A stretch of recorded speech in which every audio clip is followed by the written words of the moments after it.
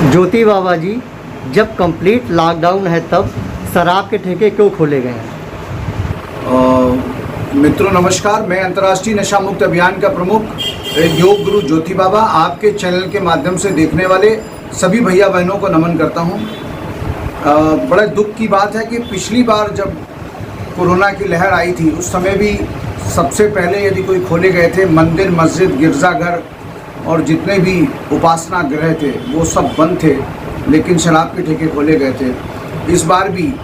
जब सब बंद हैं, व्यापारी अपना व्यापार बंद किए हुए हैं, मंदिर, मस्जिद, गिरजाघर सब बंद हैं, उसके बावजूद भी शराब के ठेकों का खोला जाना ये दर्शाता है कि हमारी नशा प्रसार नीति, शराब प्रसार नीति के चलते हमने इतने ज़्यादा नशेड़ी तैयार कर दिए हैं कि अब अगर उन नशेड़ियों, वो नशेड़ी एडिक्ट हो चुके हैं, मतलब सीवियरली एडिक्शन हो चुका है। अगर उनको नशा ना मिले तो वो तमाम प्रकार के दूसरे काम करने लगेंगे, जैसे घर में तोड़फोड़ करना शुरू कर देंगे, समाज में तोड़फोड़ करना शुरू कर देंगे, लोगों से लड़ना शुरू कर देंगे। साइकोसोमेटिक प्रॉब्लम, जो भी लोग बहुत ज़्यादा सीवियरली एडिक्शन में हो जाते हैं उनको साइकोसोमेटिक प्रॉब्लम हो जाती है। परिणाम स्वरूप क्या होता है कि वो लोग बड़े घातक हो जाते हैं, वो अगर ना मिले तो आत्महत्या तक कर सकते हैं। और दूसरा ये कि इतने ज़्यादा बढ़ गए हैं कि अगर नहीं मिलती है तो जो अवैध शराब है, जो नकली शराब है, वो लोग नकली शराब बनाने वाले जो धंधा करते हैं वो फलने फूलने लगते हैं। और परिणाम स्वरूप क्या होता है कि हर शहर में लोग मारे जाते हैं। तो आज सरकार की नीतियों का कुफल जनता के सामने है कि मजबूर होकर के सरकार को एक बार शराब के ठेके फिर खोलने पड़ रहे हैं। लेकिन मैं प्रदेश की सरकार से, जो रामराज्य की सरकार है, जिसका मुखिया एक योगी है, जब पिछली बार 1 महीने कंप्लीट शराब के ठेके बंद रह सकते थे, 40 दिन बंद रह सकते थे, और उसमें जो देश की आधी आबादी है वो खुशियां मनाने लगी थी। देश की आधी आबादी जो है वो खुशियां मना रही थी। लेकिन अभी क्या देख रहा हूँ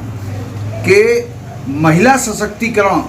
के लिए तमाम प्रकार की जो योजनाएं चलाई जा रही हैं, कहीं ना कहीं ये शराब के ठेके लॉकडाउन पीरियड में खोल करके एक तरह से महिला सशक्तिकरण अभियान पर गहरा चोट पहुंचाई गई है, उसको रोकने का प्रयास किया गया है। इस प्रदेश की, इस देश की आधी आबादी को महिला हिंसा, शोषण और अत्याचार से बचाने के लिए लॉकडाउन पीरियड में शराब के ठेके नहीं खुलने चाहिए थे, लेकिन शराब के ठेके खोले गए। अब तो मुझे ऐसा लगने लगा है कि अगर जो सरकार ये कहने लगेगी कि हम शराब सत्ता में आए तो हम शराब के ठेके बंद कर देंगे, तो मुझे लगता है कि जो शराब के सेवनकर्ता इतने ज़्यादा हो चुके हैं, दूसरी पार्टी यदि ये कहने लग जाएगी, दूसरा दल ये कहने लग जाएगा कि हम सत्ता में आएंगे तो हम शराब के बेहतरीन ठेके और बेहतरीन रेस्टोरेंट सिस्टम्स खोलेंगे, हम इनका बीमा करेंगे, तो मैं समझता हूं कि उसको बहुत बड़ी तादाद में सर्वसम्मत से उसको जो है विजयश्री प्राप्त होगी, ऐसा लगने लगा है। तो कहीं ना कहीं मुझे लगता है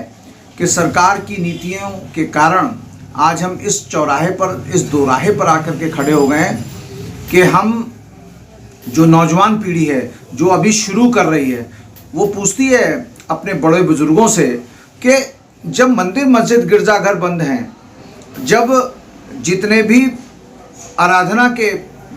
पूजन के केंद्र बंद हैं, तो शराब के ठेके क्यों अकेले खोल दिए गए? अगर शराब के ठेके खोले जा सकते हैं तो फिर व्यापार के दूसरे सिस्टम क्यों नहीं खोले जा सकते हैं? व्यापारी, जो छोटा व्यापारी है, जो छोटा व्यापार करता है, जो सुबह से लेकर शाम तक अपनी रोजी रोटी 300-400-500 रुपये पैदा करता है, उसको क्यों बंद रखा गया है? उसको भी तो जीने का अधिकार है, उसको भी तो अपने बच्चों को पालन पोषण करने का अधिकार है। लेकिन केवल शराब के ठेके खोलना, ये एक तरह से कहा जाए कि समाज का जो जागरूक वर्ग है, सरकार का जोरदार कंटाप है, ये जोरदार तमाचा है। और दुख का विषय ये है कि जो विपक्षी दल हैं वो भी मौन हैं इस मुद्दे पर, वे भी मौन हैं, वे भी शांत बैठे हुए हैं। तो मैं आपके चैनल के माध्यम से सभी जनता जनार्दन को ये बताना चाहता हूं कि जितने भी राजनीतिक दल हैं,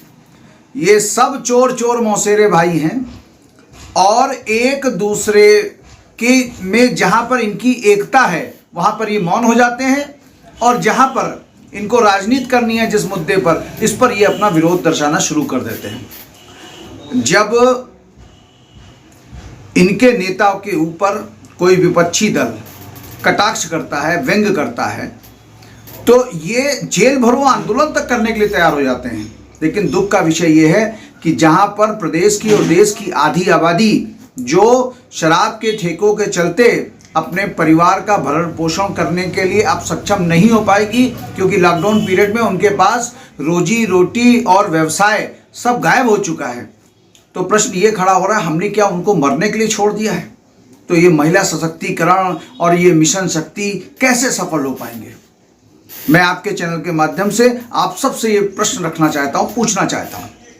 कि वे कौन से कारण हैं कि जिनकी मजबूरी के चलते शराब के ठेके खोलना जरूरी पड़ गया, मात्र इसलिए कि 100-125 करोड़ रुपए का प्रतिदिन का लॉस हो रहा है, और यहाँ जो हजारों जाने जा रही हैं, जो अरबों रुपए कीमत रखती हैं, उनकी कोई वैल्यू नहीं है। जी ज्योति बाबा जी, देश व प्रदेश के मुखिया को कोई संदेश देना चाहेंगे? मैं भारत सरकार के यशस्वी प्रधानमंत्री माननीय नरेंद्र मोदी जी, उत्तर प्रदेश के यशस्वी मुख्यमंत्री माननीय योगी जी से केवल एक ही निवेदन करना चाहता हूं कि यदि वास्तव में आप जनता के हितैषी हैं तो कहीं न कहीं आपको ये जो शराब के ठेके आपने खोले हैं इन पर पूर्ण प्रतिबंध लगाया जाए, नशे के संपूर्ण चीज़ों पर पूर्ण प्रतिबंध लगाया जाए, क्योंकि आप ही की बनाई हुई तमाम सारी जो मेडिकल कमेटियां हैं वो ये कह रही हैं कि कोरोना काल में यदि नशे के ठेके खुलेंगे, यदि नशे की चीज़ें खुलेंगी तो कोरोना महामारी कंट्रोल करने में हमें दिक्कत आएगी, ज़्यादा समय लग सकता है। यदि कोरोना महामारी को पूर्ण रूप से समाप्त करना है